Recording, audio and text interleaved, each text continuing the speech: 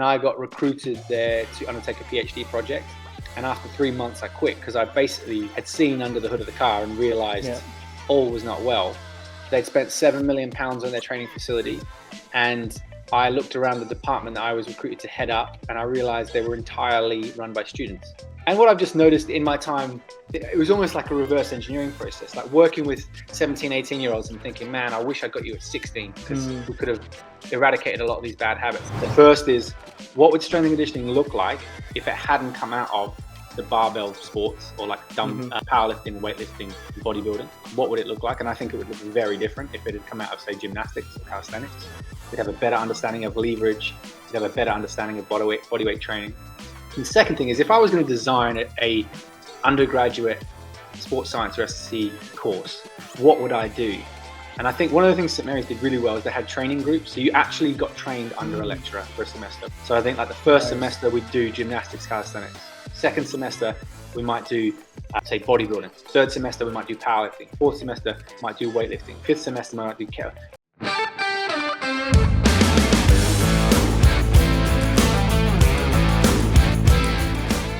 Hello and welcome back to PA Truck Up.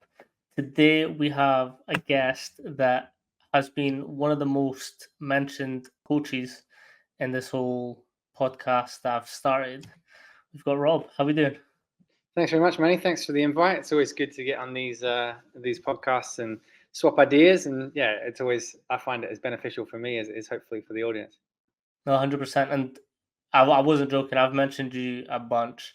And it's because of that, a couple interactions that we've had at the gym in Gala, where I was kind of like working, but I was kind of snooping on what you were doing. And to me, I found that super interesting because this was always the goal as a strength and conditioning coach. And from being able to like sort of pick your brain from our times there, I found that very valuable. But if you let us know who you are and how you got to where you are. Yeah, so my name is Rob Anderson. I'm the founder of the Athlete Academy. If I go back a long time ago, I did my degree in strength and conditioning science at St. Mary's in Twickenham, stayed around to do an applied exercise physiology master's. Started off doing a bit of work in schools down in Bournemouth, and that's kind of where I got the bug for coaching youth athletes. Originally, my plan had been to be the S&C coach for Manchester United's first team. That was the trajectory I thought I was on. But I realized that youth athletes are pretty much across the board served pretty poorly by people who don't really know what they're doing.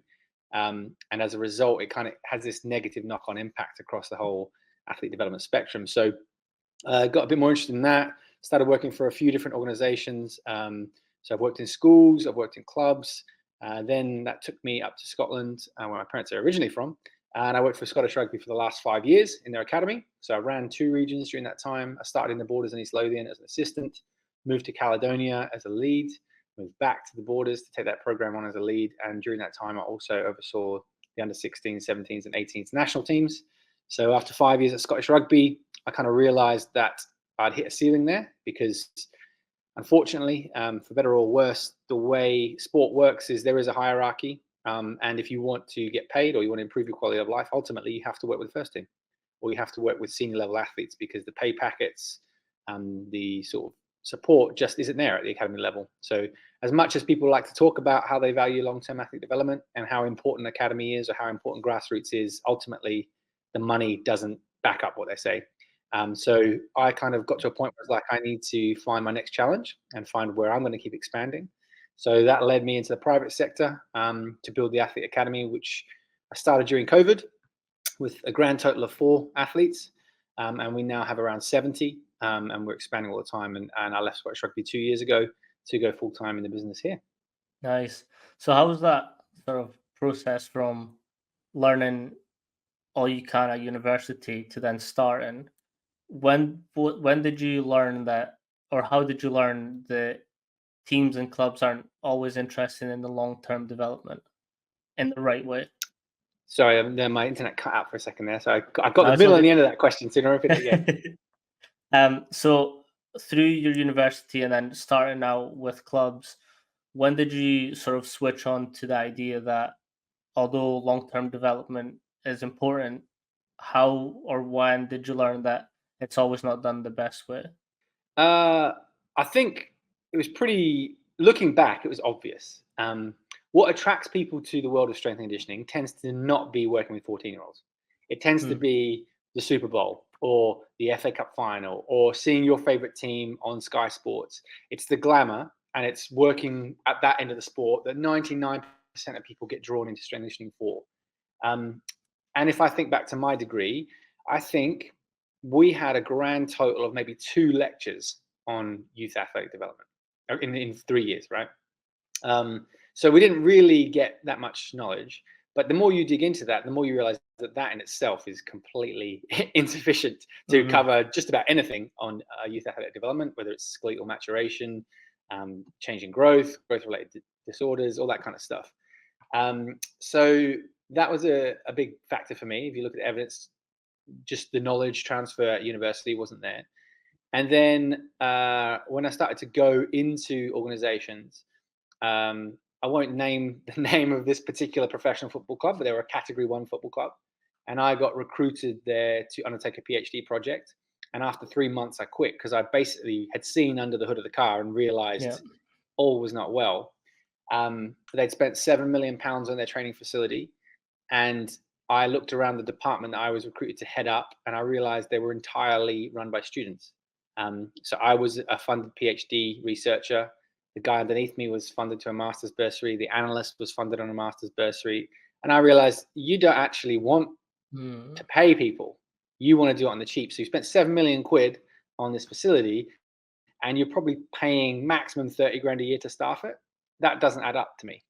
And what I've just noticed in my time, I mean, it was almost like a reverse engineering process, like working with 17, 18-year-olds and thinking, man, I wish I got you at 16 because we could have eradicated a lot of these bad habits, and getting to 16 and thinking, man, I wish I got you at 14, until you eventually go, man, we need to get to the front of this queue, get these kids before they think they can squat 150, but it's really a quarter rep and it's caving in and it's horrendous, and set them on the right path. There's a quote I saw the other day. It's easier to build strong men than to repair broken ones. And I think it's a bit like that. And so for me, I realized sport's basically upside down. All the resources, all the expertise, all the medical support funding is at the top level where there is a fraction of the population playing it. Meanwhile, at the bottom level, you have the most participants in terms of grassroots, but the least amount of expertise, funding, medical support, etc. That model just doesn't make sense. So what I'm trying to do is take basically the expertise, the coaching ability, the experience, and make that available at a grassroots level, because really that's where we can make the biggest impact possible. 100% agree. I love asking this question because I get a sense of where the coach is at, but I'm going to presume yours is going to be roughly the same as mine. How old do you think you have to be to start strength and conditioning? I think it probably depends what you like to call strength and conditioning. If it looks like 3 sets of 10 back squats on a written program, then, I don't know, 11, 12. But if you are smart enough to realize that you can hide this stuff, you can hide the broccoli in amongst the steak, then if you look at some of the programs out there, like I'm currently in the process of collaborating with Simon Brundish on a Super Movers for Rugby program. That's a fantastic physical literacy program. And that starts at like 5, 6. It's just we're not calling it squatting, we're not calling it pushing. You're just being Superman, or you're being Spider-Man or Thor.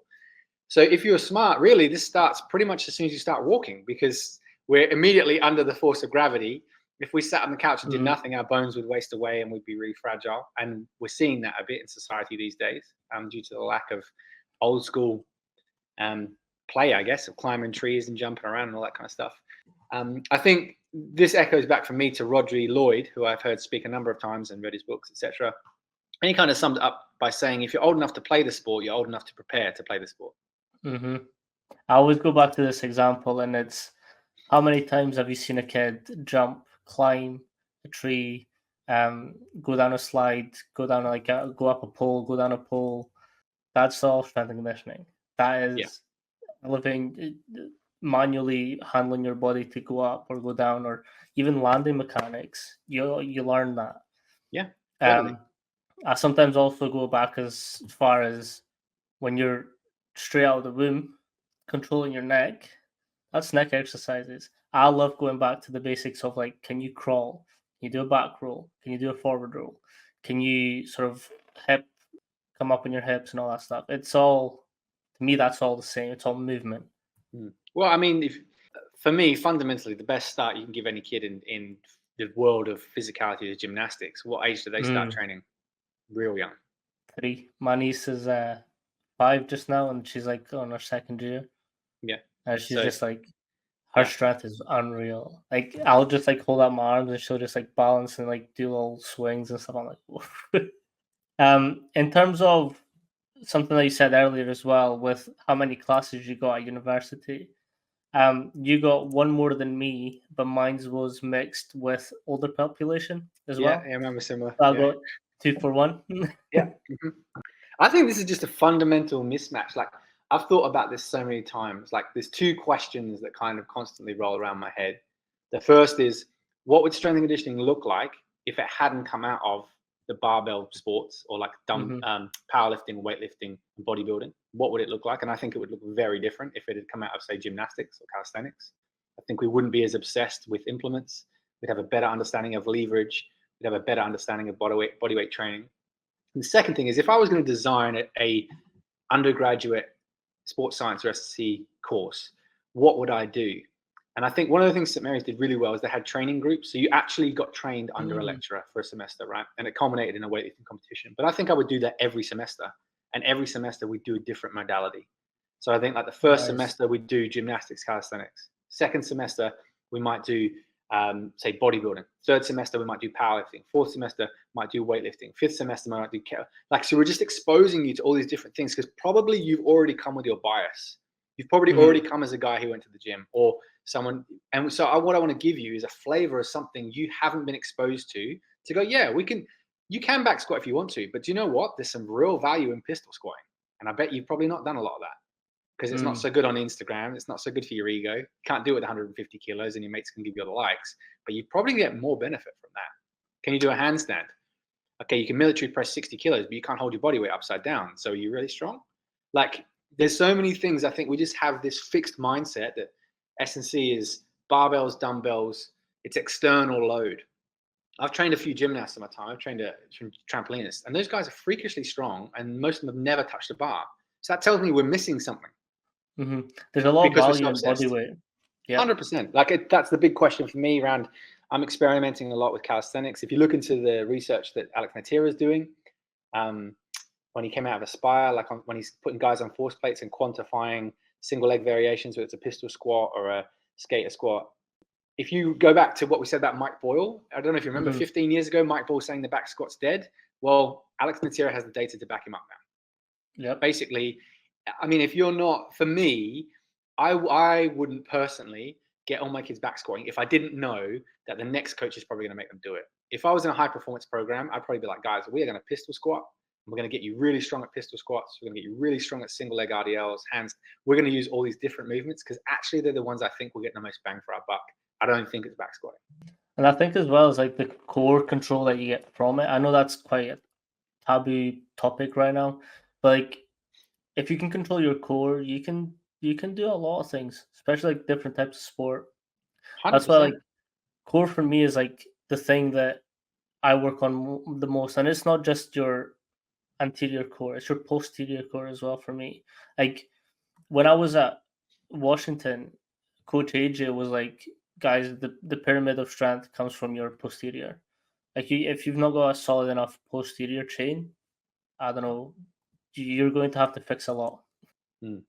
Yeah, I just think I think get a bit distracted.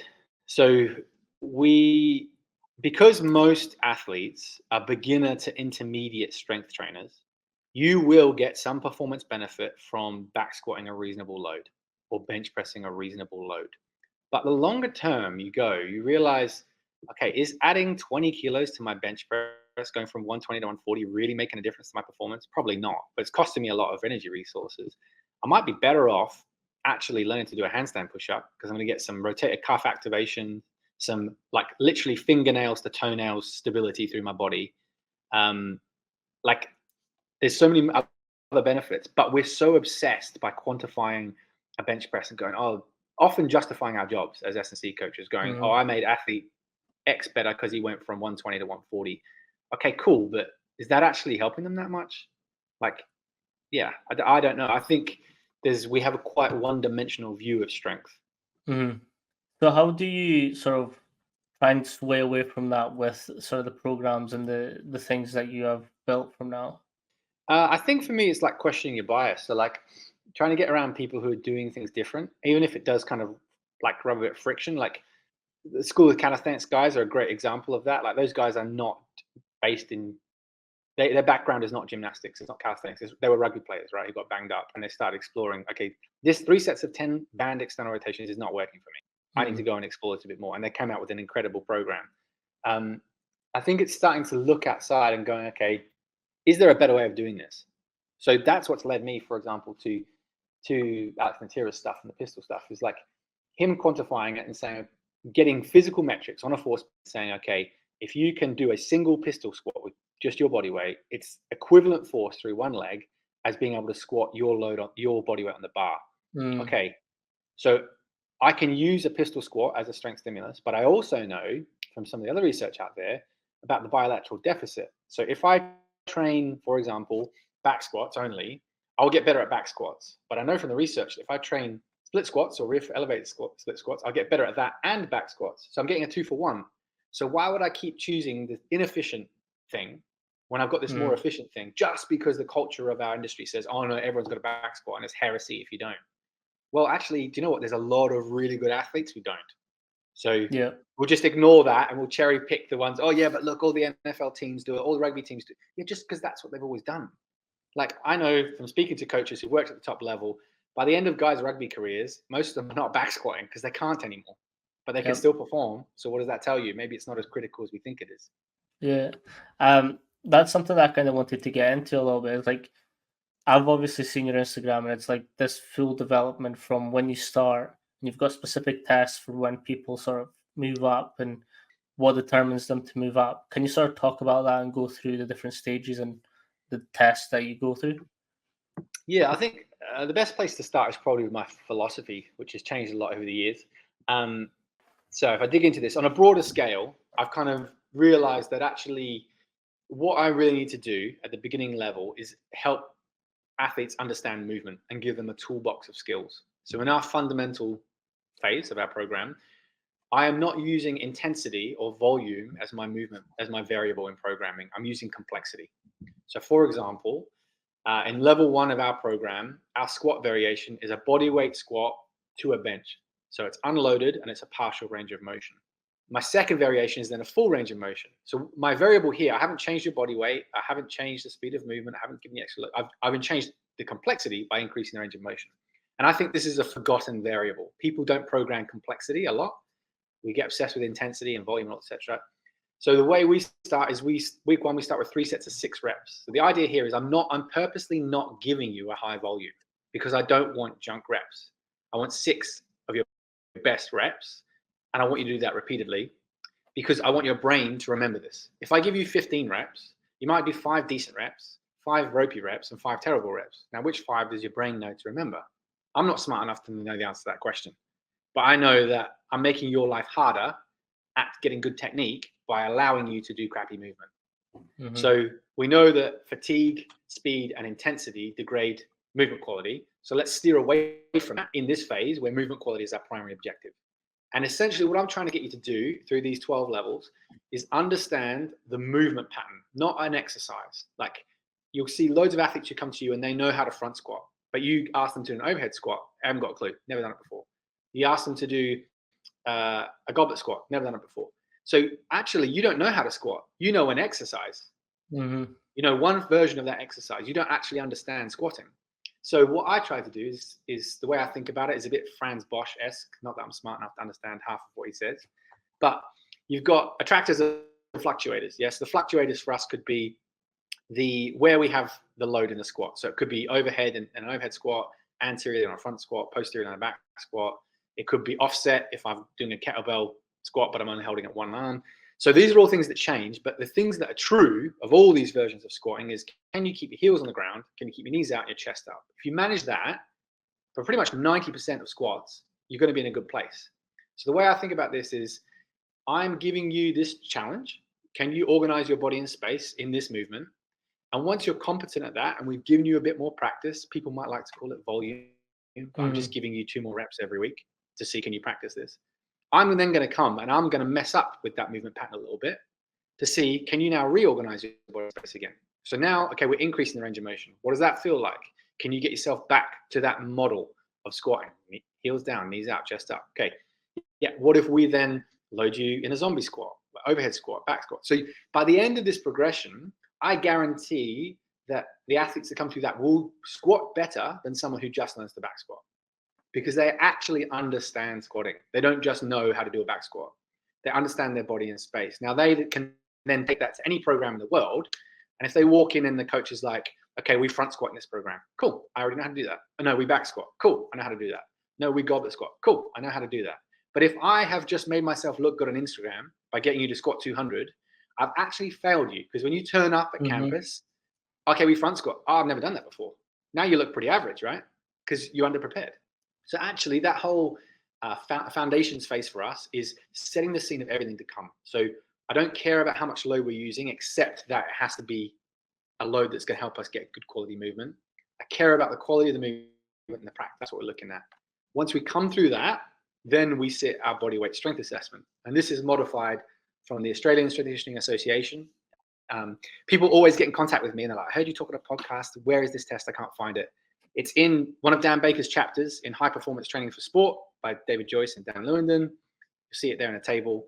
And it's comprised of, in that version, 6 movements. So it's chin-ups, push-ups, pistol squats left and right, a tall arm plank or a press-up plank, if you want to call it that, and twisting sit-ups. Now, I used that for a little bit. And one of the kind of things I came across was that there was some things that I could standardize better. So for example, in the test, it's like as many push-ups as you can do in 60 seconds. Now, you don't need to work with teenagers very long to figure out. You give them that challenge, you will actually end up punishing the person who's doing it well.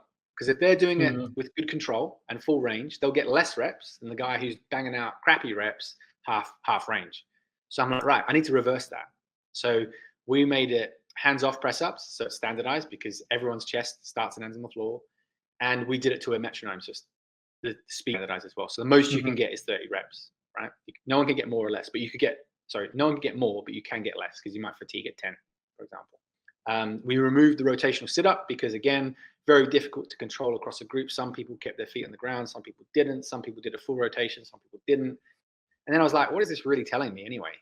It's not giving me that much useful information. So we took one test out and replaced it with 2, which is a side plank. So now I'm getting some information on your lateral bracing ability. It's also far easier to control and standardize. So same thing. So we're just working through that. So in the original version, I think you have to get 18 points to pass. In our version, you have to get 24, just because we've added in some tests. But basically, the guys sit this strength test at the end of those 12 levels, and if they pass, they graduate to the development phase. If they fail, we go back and we work on whatever it was. Usually 9 times out of 10 people will pass unless they've had a massive growth spurt or unless they've got some sort of injury. Or, as often happens, which is people are slow learners, they were kind of taking shortcuts. They weren't maybe controlling the eccentric in their movements, and now they get to do the actual test and they realize, oh, I should have been doing that at the tempo Rob's been saying for the last 6 months. Here's a chance to learn that again. I told you so. Exactly. So then we move to the development phase, and now we are talking like real, in inverted commas, real strength conditioning, if you like. So the idea here is progressive overload in the form of either reps or load. So the way we program this, so during the foundation program, it's a chart on the wall. The guys are working through. It's color coded. I've stolen this from martial arts. So the idea is you start on a white belt, you end on a black belt. It used to be black and white. As soon as we put colors on it, suddenly the kids loved it. No different. Exactly the same content, same structure, same format, same numbers, just I color coded it. So they're like, oh, when am I going to be on the yellow level? Oh, well, if you're here, it'll take you 2 months, blah, blah, blah. So we move into the development program. Now their program is on Team Builder, which we've obviously spoken about. And this is where we give a bit more responsibility to the athlete. So now you're responsible for logging your weights, because I can't remember 70 kids back squat numbers. It ain't going to happen. Barely remember my own half the time. And we've basically, the format of programming here is we rotate between a unilateral and a bilateral version of the exercise. So for example, across 6 months, maybe we'll do a back squat 1 month, a pistol squat the next, a front squat the next month. You get the idea. Same thing with our hinge movement. It might be an RDL and a single leg RDL. So we're flip-flopping basically. And this is intentional because I'm actually wanting to slow you down, because every 15, 16-year-old boy under the sun wants to get to a specific number on their squat or their bench or whatever as soon as possible. By doing this, I'm slowing you down, because actually I want to do it more slowly, more progressively. I want to keep that quality. So it'll probably be like 3 or 4 months before we come back to that variation you just did. So you're not going to get to the back squat 150 in 2 months. That's not the point. The point is we keep this good quality movement and we gradually layer it on. So we follow a sort of starting strength style model with our bilateral lifts, where it's 3 sets of 5. And let's say you started on 30 kilos. Next week, can you do 32? Then can you do 34? Can you do 36? So I'm teaching you, this isn't random. We're not chopping and changing what exercise and what sets and what reps and what load we're doing every week. It's systematic. We're keeping this thing the same, but we're changing one variable. That's how we know we're improving. And we're trying to push that up every week. For the unilateral stuff, we keep the load the same, but we increase the volume. So it might be 3 5s, 3 6s, 3 7s, 3 8s, etc. So I'm trying to get these principles are programmed across to the athletes. This is how you train. You don't just do random stuff when you walk into the gym. 3 sets of 10 at 40 kilos 1 week, 3 sets of 5 at 20 kilos the next week. Like, it needs to be systematic and progressive. And this is when we start really teaching Olympic lifts as well. So I use a top-down approach with Olympic lifts. So we'll do, like, for example, jump shrug from the hip. We'll do a hip clean, a hand clean, and then a power clean. But we'll spend a month on each of those variations. So we're not in a rush. Like, this is one of the things I'm constantly trying to get over to my athletes and over to my coaches is I'm not in a rush. You're 13 years old. We've got all the time under the sun to do this. Trust me, you will squat 200 if you just keep doing this for the next 5, 6, 7 years. Why do we need to do it next week? We don't. And that's one of the big issues I see, is that people often talk about long-term athletic development and then they turn around and do short-term because they're worried about this weekend's result or next weekend's cup final. It's like, okay, that's not long-term athletic development. Long-term athletic development is I'm looking 10 years down the road. Yeah, cool. It's nice to win the cup final. It's good. It's not really an indicator of whether we're doing well or not, to be honest, because at this age group, maturation is like the Wild West. Some guys look like they're married with 3 kids at home and a full beard, like you and me. Some guys look like they're fresh out the womb. And if you know anything about coaching youth athletes, you understand that the biggest thing that influences physical performance is maturation. Like, if you're familiar with some of the work from James Baker when he was at Qatar with Aspire, like, he's got some phenomenal data because it's probably one of the only places in the world that could do it. But testosterone levels between guys who are 6 months apart on a birth certificate, and one guy has 5 times the difference in testosterone. If that's the Olympic final, he's getting banned for performance-enhancing drugs. But this is happening every week on sports fields around the world. And that was athletics, a sport where they're not colliding. There's no contact element, right? You get disqualified if you collide. Imagine that in a rugby pitch or a football pitch or American football. Like, you're talking guys that have five times the testosterone in the same pitch, running at each other. Who do you think is going to win that collision? It's physics, right? The little guy has barely got a chance. So if you understand youth athletes, you understand it's pretty much pointless comparing this person to that person to this person to that person, because until maturation settles down, we're comparing apples and oranges and lemons and grapes. It makes no sense. So we're very big on our culture that I don't really care that someone beat you in the standing long jump test this week, Manny, because he might be an early maturer. You might be a late maturer. I care, did you beat your last score? So it's about personal improvement and about just consistently trying to beat your old personal best. Because if we do that for 2, 3, 4, 5 years, I guarantee you'll be improving. But if you're so obsessed with beating that guy, okay, you might be beating that guy, but maybe he's rubbish. Who cares? Like, that external comparison actually doesn't help us. It hinders us at this age group. So we've got a big focus on that culture of personal improvement. So for example, yesterday, the guys were in doing their mid-thigh pulls. So we drip feed our testing within the session. So we take about 10 minutes. We have a battery of tests. So we'll do height and weight. So we get some data on their growth trajectories and PHV and what maturation status they are.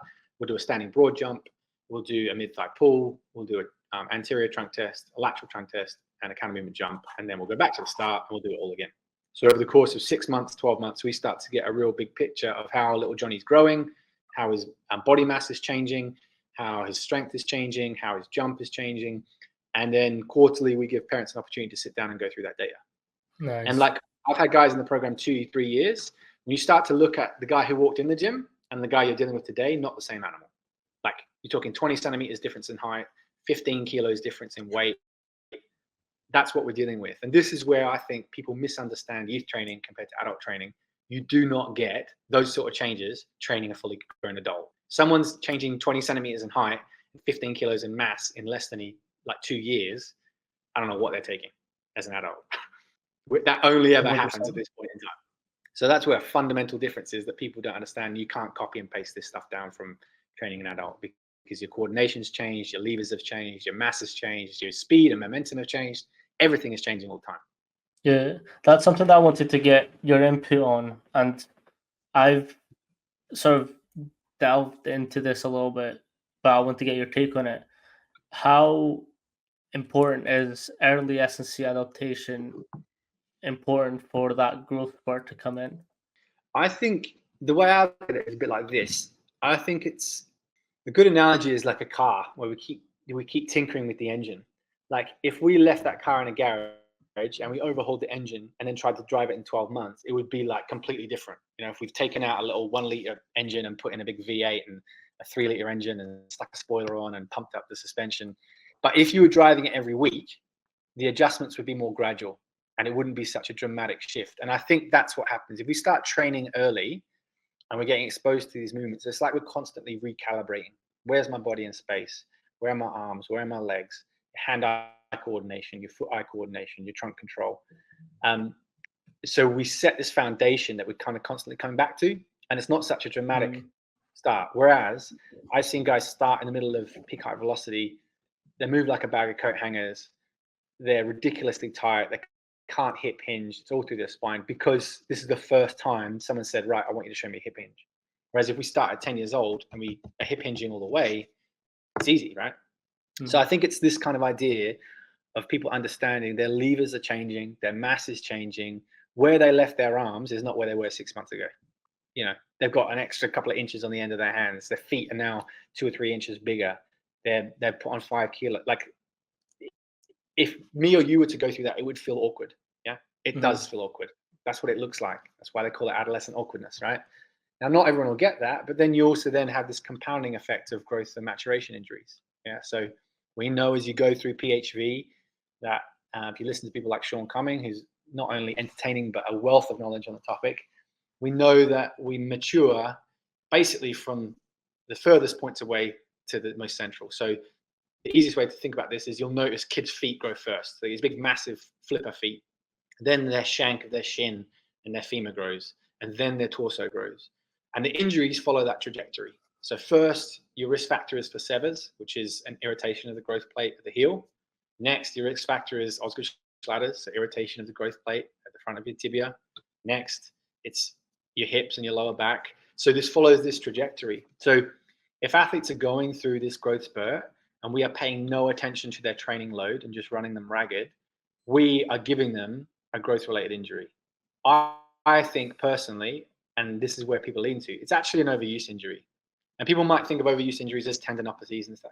Essentially, if you are putting more work on a tissue than its capacity to tolerate it, it's an overuse injury, right? Because I've exceeded the capacity of that tissue. That's what these injuries are. I'm exceeding the capacity of the growth plate in my heel to deal with this big, strong Achilles tendon yanking on it all the time when I'm sprinting, jumping, landing, changing direction. I'm exceeding the capacity of my tibial growth plate with this big, strong patella tendon yanking on it all the time. It's an overuse injury, but the factor that's causing it is growth. Yeah. In terms of sort of you kind of touched on, and I've previously spoke about it with Dave, it's that how do you sort of match these kids in a sport where you've got kids with testosterone that's well higher than the other ones? How do you sort of identify where each kid of yours is?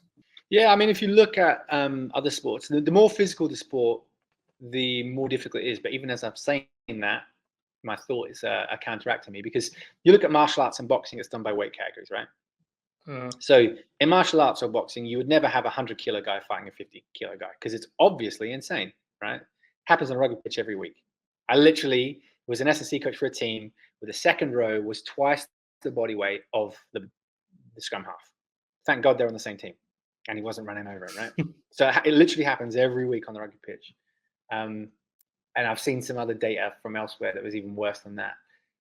So in some sports, we kind of already inherently do this with like weight bandings, but that doesn't necessarily solve the problem. But if you look at forward-thinking organizations, they're all looking into biobanding, right?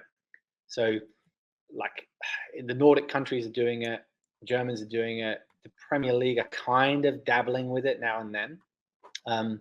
But realistically, we only use chronological age groups because it's convenient, right? What date were you born on? Cool, you're with them. What date were you born on? You're with them. That doesn't tell me anything about you as an individual. A key thing that people get confused about, people just lump relative age effect and maturation together. And it's really important that people understand that the two are different constructs. So relative age effect, for those who don't know, is where you are born in relation to the start and end of the selection year. So if your selection year is January to December and you're born in January, February, or March, you're in the first quartile or Q1 of the selection year. If you were born in October, November, December, you'd be in Q4 of the selection year. And what you typically see in most sports is an overrepresentation of athletes born in Q1 and Q2 and less born in Q4. However, some really interesting research coming out. Basically, we know maturation isn't linear. So all the Q4 kids aren't maturing ahead of the Q2 kids and ahead of the Q3 and the Q4. You can be an early on time or late maturer. So you can be a Q4 kid who's an early maturer. You can be a Q1 kid who's a late maturer. So relative age effect is one phenomenon. A maturity bias is a separate phenomenon. And we have this maturity bias because maturation positively influences just about every physical metric you can think of: speed, power, momentum, high speed running, and GPS. So when I'm a talent scout for the local team and I go and watch an athlete play, I think, man, that kid's amazing. He's running through everyone. He's banging in loads of goals. Okay, that's because he's a biological 18-year-old playing with biological 14-year-olds. This isn't a fair competition, right? Biobanding sorts that out. So biobanding, for example, uses a number of different methods, but most traditionally Camas-Roche, which is an equation where we can figure out where people are in their growth trajectory. Are they pre-PHV, so typically below 85% predicted adult height? Are they circa PHV, 85 to 95? Are they post-PHV, 95 plus, e.g. they pretty much finished growing? And what they do instead is they group those athletes together. So we're going to play all the 80 to 85% athletes together. We're going to play all the 85 to 90, all the 95 plus, etc. So now we've got a level playing field. The age of those kids on the playing field might be different. You might have a 12-year-old, a 14-year-old, a 15-year-old. Maybe you've got a really late maturing 16-year-old. But maturation-wise, we're on a level playing field now. The same goes the other way. That kid who was a late maturer in his team and is constantly struggling because everyone else is physically more developed, now he's on a level playing field with guys who are the same level of physical maturation. And the research is really interesting. What you start to see is that player you thought was kind of playing within himself or maybe not psychologically strong. Actually, he's now the leader in that group because now he's playing with guys who are on an equal playing field. But it's really interesting. The more you look into this, the more interesting it gets because you start to understand, okay, actually, choosing early maturers all the time may not pan out well because if that guy is cruising and is used to banging in goals left, right, and center, you're actually not developing him because he's not being challenged. So how do I develop him? Well, I have to put him in a circumstance that's going to challenge him. So I need to put him alongside other guys who can compete with him physically so that he can't just rely on his pace or he can't just rely on his physicality. He's got to develop his technical ability, his tactical understanding now because he thinks that physical advantage he has is permanent. I'm always going to be able to barge boys off the ball. I'm always going to be quicker. He doesn't realize it's temporary. And the more he leans on those physical skills and the less he develops the technical, tactical skills, the less likely he is to keep progressing as a player. 100%. And you do see it all the time as well, where it's like kids are like it happened in my age group. There was a boy from the rival town who was 3-4 times bigger than all of us, and he ran through everyone. But then we started catching up, and then 100%. The games became interesting. 100%. And everyone has that story. Everyone's got someone, and like, what happened to that guy? He was amazing when he was 15, and then he just disappeared. He was actually never that good. He was bang average. He just had a temporary physical advantage. You see this all the time. And it's really interesting because the flip side is true as well, in that if you can hang on to the late maturing guy, if he is in a squad or in a competition and he's managing to survive with people that are more physically advanced than him, you've got a real athlete on your hands, because despite that disadvantage, he's still there. And that disadvantage is going to level out eventually. So when he now has the pace, the physicality of the other guys, he's had to develop this technical and tactical understanding, right? Because he knows if I hang on to the ball too much, I'm going to get smashed. And I do not want to get smashed by these guys because they're massive. So he gets better at scanning the field. He gets better at understanding when to pass, when to keep it, what pass to make.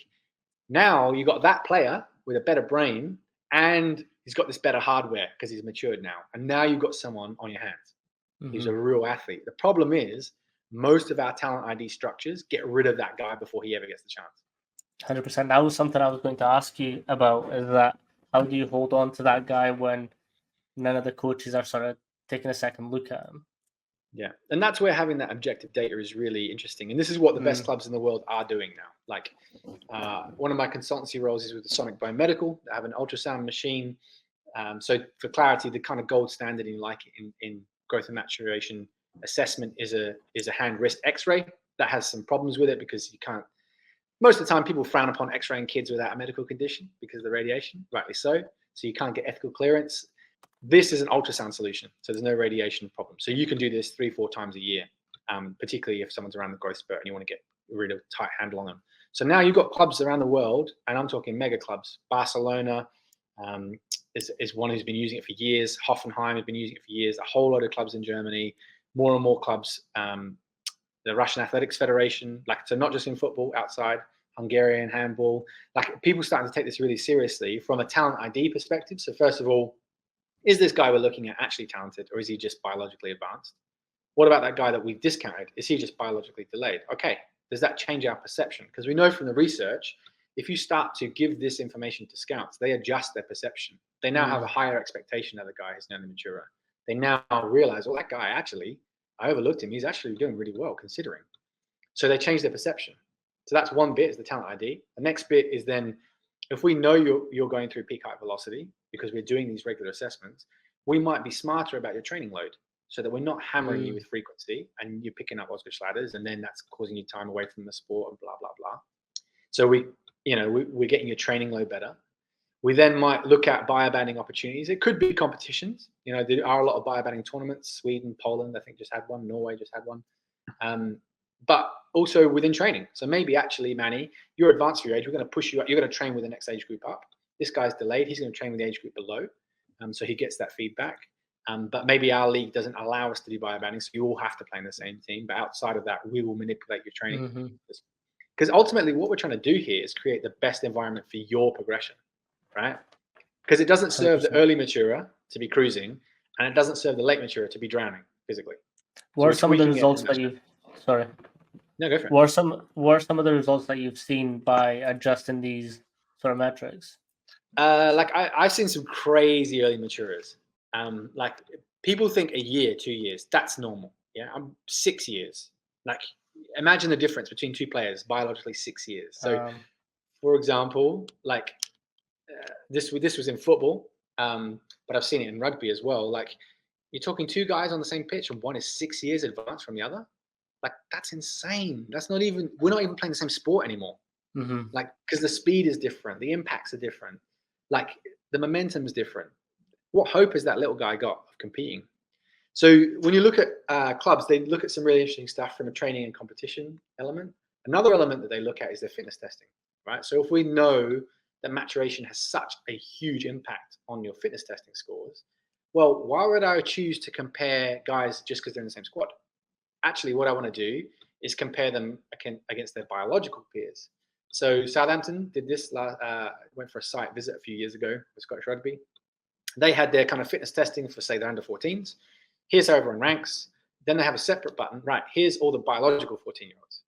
Okay, that guy that we thought was rubbish against his squad mates, he's actually in the top 2 or 3 for his biology. Okay, maybe he's not doing as bad as we thought. So there's all these other elements that start to come in to play, where you're basically preventing that thing that we see all the time, which is, sorry, Manny, you're too small. We're going to release you. A year later, you pop up down the road at another pro club and you've had half a foot growth, because we should have seen that coming, because we should have had the data.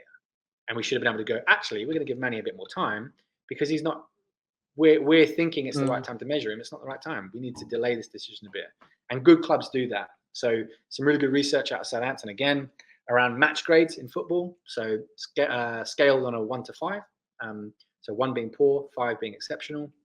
They basically found it pretty much maps the growth.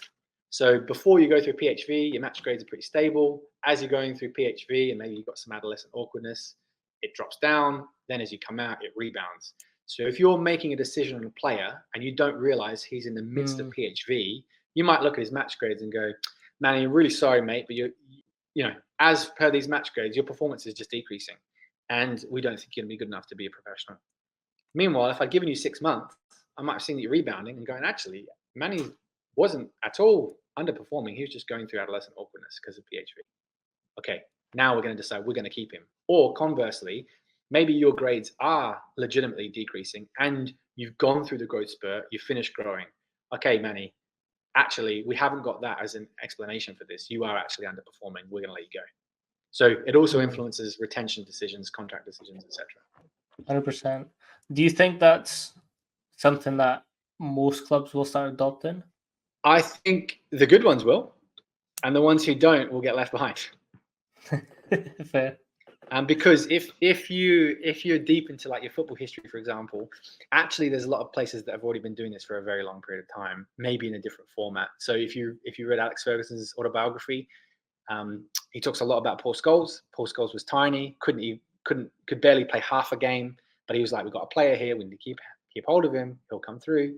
Jesse Lingard was another one. He was too small, we had to play him down. Like they already had this mindset of what's the right challenge for this player. But unfortunately, as the sport's got more and more physical and people are looking for more and more athletic players, guys who could run fast, run all day, blah, blah, blah, lots of high-speed running, they've lent more to choosing good athletes. And by doing that, they are choosing early maturers. Yeah. I kind of want to take your take on this. What's your sort of response to when parents come up to you and is like, I'm scared that this will impact my kid's growth and sort of maturity as it goes? Yeah. So, I mean, as with all good urban legends, no one ever knows the source and they never go away, do they? So like the myth of like resistance training stunting your growth has long been kind of, I guess, disproven. So it's actually almost the opposite. That actually training during your youth and adolescence is the perfect time to start training because in terms of bone mineral density, we actually lay down pretty much like what we have in our 20s is where we will start to degrade from. You don't keep building it beyond, right? So if we can accrue good bone mineral density at a young age, we are going to benefit at that from when we're 80, right? So when you're falling down the stairs and you don't break a wrist, you're benefiting from having lifted weights and laid down good bone tissue. Because ultimately, if you look at the research around what actually causes fractures in growth plates, and this is still, even within that, there's nuance. So if I fracture a growth plate in my wrist, that's not going to stop me getting to 6'5", is it? Yeah. Clearly. So there's a bit of confusion around the stunting of growth locally in a growth plate and stunting my final adult height. But also, if you look at what actually causes fractures in growth plates, it's collisions. Yeah. If you look at the research, it's falling out of trees, falling off bikes. You look at sports, American football is right up there. A lot of the research is American, but if you take the pads off, the players pass backwards, you have the sport of rugby, right? And you have to look at those and think, okay, what's the common factor here? It's collisions, right? It's colliding with another human being at speed, or it's colliding with the ground at speed. Is that likely to happen in a gym session? Well, if it is, something's gone horribly wrong, right? Yep. Like if human beings are colliding in my gym or colliding with concrete, something's gone drastically wrong. So the likelihood is just not there. And actually, if you look at some of the research around injury rates, etc., weightlifting is one of the safest things you can do. But if you just start to ask better questions, it starts to dig down to this. Like, for example, we take the sport of rugby. Okay, there's 30 players on a pitch. There's one referee. Okay, so my coaching ratio, if you want to call it that, is 1 to 30. In my gym, it's 2 to 8. Okay, so the coaching ratio is, can I control the speed of opposition players on a rugby pitch? No, I can't. Can I control the mass of an opposition rugby player? No, I can't.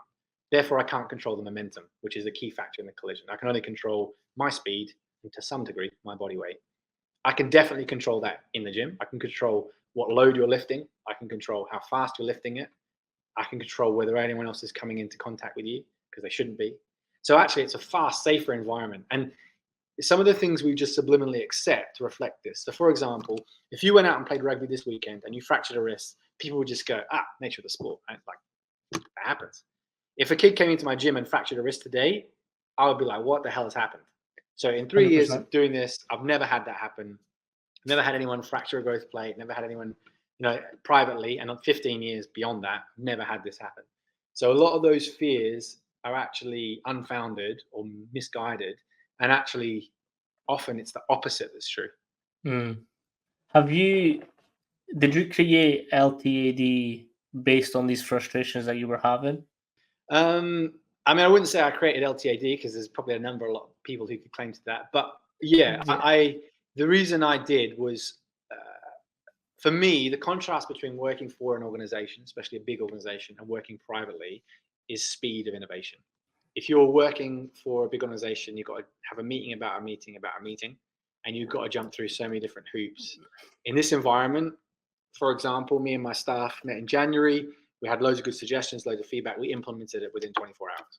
So our speed of innovation is incredibly high. There's things I can do here I could not do in that organization side of things. So for me, the big draw is being able to get better every day and every week and every month. Like our program looks different to what it did 3 months ago, different 6 months ago, 9 months. We're constantly improving what we do.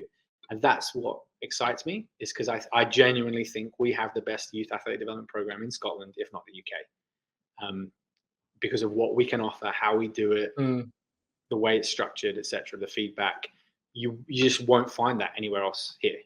It doesn't exist. 100%. Back to what I was trying to say. I was referring back to this and sort of the workshops and seminars that you hold. I'm guessing that this all plays into a big part of what you created there and why you're sort of doing that. Yeah, so the LTAD network was originally comes from James Baker and Mike Young. So they started another company called Proformance, and they started running the I'm trying to remember now, Child to Champion conference, and it was like an annual conference. And very smartly, James recorded all the presentations and all that, so it's all on the platform there. They then rebranded to LTAD Network. At the same time, I was running the Athletic Evolution podcast and running the Athletic Evolution conference. And they kind of approached me and were like, we want to start a podcast, but we don't have the time. And I was like, this is a no-brainer. Their organization is way bigger than mine. We're in the same space. We can combine forces and away we go. So that's kind of the affiliation with the LTD network. So they've got a fantastic online platform with like lectures from the best in the world. Dan Baker, Kelvin Giles, Mike Young, James Baker, like name after name after name, David Johnson, like all the people who are in this space and know it inside out. So they've got a membership to that. And then they also do an annual conference and workshops and all that kind of stuff. So a fantastic wealth of knowledge there on the LTD network site for sure. Yeah. Thank you so much for coming on, and I do appreciate all the time. Again, you've been someone that I've been sort of building up to speak to. Is there anything that you want to sort of link or shout out? Not a problem. It's a pleasure to be able to share. I think like that's pretty much my philosophy, is like we don't have any secrets. And the more we can spread good information, the more parents and coaches and athletes it benefits. So for me, it's important to do these kind of things, I think. 2024 is a massive year for us. So we are launching quite a few different things. So we're going to be launching the Athlete Academy online. So an online version of our training program so that people anywhere around the world can join us, because we constantly got sort of requests for online coaching. And it was something that I was a bit hesitant to do, because I kind of always, it's still my preference that people should work, a youth athlete should work with a coach in person. But I had the realization that 99% of athletes just don't have access to a coach that's appropriately qualified to deliver appropriate content. So actually I was underserving them by not being in that space. So that's a big push for us. We're also releasing the Super Movers for Rugby program. which is targeted more at minis rugby coaches and clubs who want to integrate physical literacy into their sessions. We're then looking at releasing some specialty programs, so Overcoming Osgoods, an online training program specifically targeting kids with Osgood Schlatters to help them, because that's another space that's underserved. Same with we're doing the Severs solution, which will be the same thing. So an online program that, again, anyone can do anywhere with just equipment at home to help overcome their Severs or their Osgoods.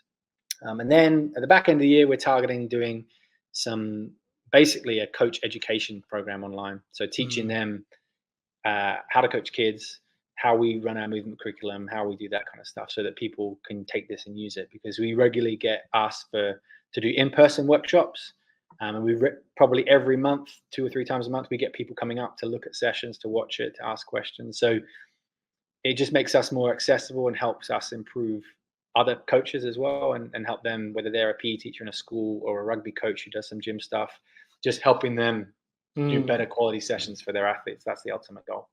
100%. And that's kind of like why I started this podcast, is because I noticed that, and this was from my university days, is the university style of strength and conditioning sort of qualifications as it goes. You don't get taught what you get taught in the real world. Like, yours is more science-based, more controlled, more, this is what we like. I had perhaps just one lecture on program building, which is what high percentage of what we do. Coaching is the other think part. it's huge.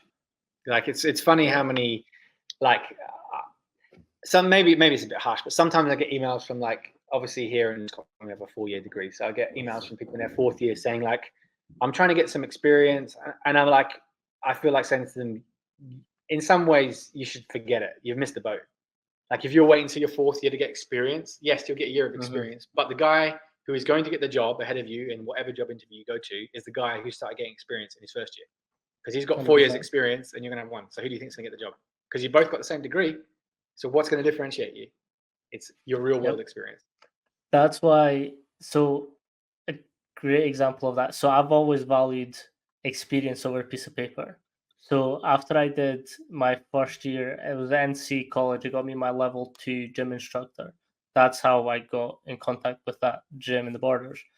So I took 2 years experience just working in the gym. Didn't forget about uni, but like put uni to the side. The 2 years experience, build up my rapport with clients, do programs, build up my experience. Then I did university. By the time I got to university, I already knew more than most of my peers. And then it just built up. Every year I continued to do experience, clubs, America, do all that stuff, because experience is ideally what gets you in the door. 100%. And the more varied the experience, the better. Like, I would say to people, you should be trying to get experience with different ages, different genders, different sports, at different stages of the pathway. Like, in your 1st year, go and work in an academy. In your 2nd year, maybe go and work in the reserves. In your 3rd year, go and work with the first team, because then you're understanding what each little bit looks like. But also, actually, I like this. I like doing the first team. I didn't like the academy, or I liked the academy. I didn't do the first team, or I liked rugby. I didn't like football. Like, you're also exploring what you want, but also you then come to the table with a much more wide spectrum than someone who just did football for 3 years with the first team, and actually was just filling up protein shakes and putting out cones. They weren't really doing anything, but they've got the logo of whatever team it is. I've had that conversation just this week. Someone reaching out saying to me, I've been working with X professional team, but actually in reality, it's not that useful experience. It's a good logo, but I haven't done anything. Yeah, and I think that's huge, and people just don't see that. And as an employer, like, I've employed people, and I've had people in interviews because I'm like, this guy's experience is really interesting. I want to ask him about that. I want to ask him about this. And you think, man, if he can work in that environment and this environment, they're all very different. Maybe he's quite adaptable. I want to see what he's like in real life. Like, that will, the more you stand out, the better. Because at the end of the day, the degree is just a checkbox on the application. Right, he's got a degree. Cool. What next? What experience has he got? Has he got the minimum experience? No, he doesn't. Okay, next. Oh, he's got it in this, and this. Okay, that goes in the yes pile. All you're doing is entering the funnel down to the last X amount of people. The fact you've got a degree is just a yes or no thing. Whether your degree is from Abbottay or St. Mary's or whatever really doesn't make that much of a difference. 100%. That's something that Coach Mac was big, Coach Ron McKeefery was big on, is that he's trying to find every reason to take you off the yes pile. Yeah. So how many reasons can you give them to not take you off? That's what is important here. Yeah. And do you know what is? The last time I recruited for Scottish Rugby, this guy went straight in the bin. I didn't even read it. It was a cover letter that was literally one paragraph, the entire A4. Like, here's a first tip: get the person's name right. So use the right name. Oh, If you don't, just say dear sir, madam, whoever, blah blah blah. But don't use the wrong name for starters, because that's obviously not attention to detail, is it? So you're going in the no pile. But one solid, like, do you honestly think I'm going to read your essay that you haven't bothered to format and paragraph? No, that's going in the no pile. Like stuff like that. Yeah, it's basics, really. You know, if you want to get your foot in the 100%. door, it's basics. 100%. No, thank you so much for coming on. Not a problem, man. Hopefully, it's been a pleasure. Thank you. I do like this is what I love is like getting coaches on that have been doing it and I know are doing it in the right way, and so again them to come on and talk about what we can do better, essentially. Yeah. Well, as you said, it's the difference between. I think it's Tim Ferriss, or maybe it's the Book of Titan. Was it? Yeah, his book around Titans or Tribe of Mentors. There's a great quote in it. And it said, "In theory, there's no difference between theory and practice, but in practice, there is." And I think that's really 100%. 100%. Because I've had some situations where biometrically all the kids were in tip-top shape, but they had the fallout with my family member the night before. That's a big impact. Yeah. Although he's physically fit to go, mentally he's just not there. He's checked out. He's not there. What should I do as a coach for that? Do I give him the same program, the same very hard session that I've planned? No point. Yeah. He's not going to get the same adaptation, the same sort of effort going into it as he would if he was, or if he didn't have that argument. Yeah, you don't learn that crunching numbers on a spreadsheet. Like, at the end of the day, we're in a people business, and I think people forget that. Like, human beings are irrational. Yeah, and learning to deal with irrational organisms is difficult. It's complex, and it requires real time in the trenches. Like, I think sometimes you get so obsessed with writing the perfect program, and I know this for a fact. Like, I've been in this environment. Like, you could write the perfect program, but if I hate you, I ain't gonna do it. Or if I think Manny's a knob, like, although he's written this program and it could be the perfect program for me, I internally have resistance to you because me and you do not get along. So either I'm going to do it and I'm going to half-ass it, or I'm not going to do it. And it's nothing to do with the program. Program was great. It's you and me and our interpersonal connection. So actually, that's a huge factor that you're not going to get sat behind a spreadsheet. You're not going to get crunching GPS. It's real world soft skills, working with people and learning, oh, actually, I screwed that up. I went a bit harder in there. Or actually, this guy is personality types. He needs a pat on the back. He needs a boot up the backside. In a squad of 20 players, you'll have different personality types. And you almost need to be a bit of a psychopath, chopping and changing your personality to match the person in front of you. Another thing that I always talk about on this podcast is conscious coaching. And that's what you sort of just mentioned. And it's like, when do you give a nice sandwich or when do you give a shit sandwich to someone? And I always, the first thing I always do is fist bump or like a little dap, and then I'll ask, how did you eat? Did you eat much? Did you sleep well? How are you feeling? How are you? That's like the first couple seconds of our session. That's how we spend it. We just talk about your day. And then that builds me that mental picture where you are. Because I'm not going to be an asshole to someone that's had a shit day. That doesn't do me separate. And it's exactly what you said. It's like, you could build the best program, but you could get resistance. And that's why the private sector is so important. Because you're relying on their money. You're not getting paid by a team that's giving you the power to tell them what to do. And it's a really easy way to make yourself look like a massive dick is to jump on someone because they were late. And then when you actually take the time to say, why were you late? They say, oh, my granny died. Now you feel like a terrible human being, right? And you could have had that information right at the beginning if you just took him aside and said, hey, Manny, like, I've seen you coming late. Is everything okay? 100%. Without knowing the situation, now I make myself look bad. 100%. No, thank you so much for coming on, Rob. No worries, man. It's been a pleasure. Always a pleasure, and I hope we can get some more talks and some more stuff going together. For sure. Speak to you soon. Perfect. See you. Cheers, mate.